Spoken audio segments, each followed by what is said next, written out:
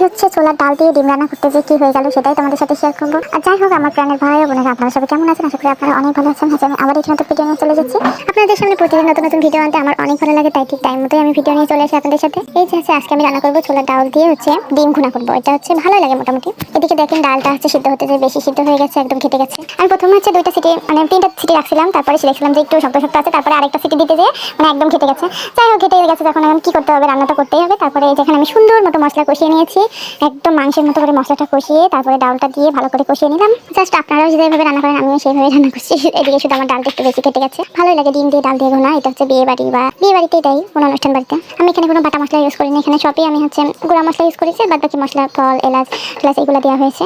আর হচ্ছে কালারটা কিন্তু মাসাল্লাহ অনেক সুন্দর হয়েছিল, একদম অনেক সুন্দর। আর হচ্ছে আমি যে লঙ্কার গুঁড়োটা ইউজ করি, এটা হচ্ছে কালারটা মাসাল্লাহ অনেক সুন্দর, এই জন্য তরকারি কালারটা বেশ ভালো হয়। আমার রান্নাটা আপনাদের কেমন লাগলো অবশ্যই কমেন্টে জানাবেন। ভিডিওটি ভালো লাগলে অবশ্যই লাইক কমেন্ট এবং শেয়ার করে দেবেন, আর আমার পেজটি অবশ্যই ফলো করে রাখবেন। আর রান্নাটা কিন্তু মাসাল্লাহ অনেক মজা হয়েছিল, আপনারা ট্রাই করে এমন করে।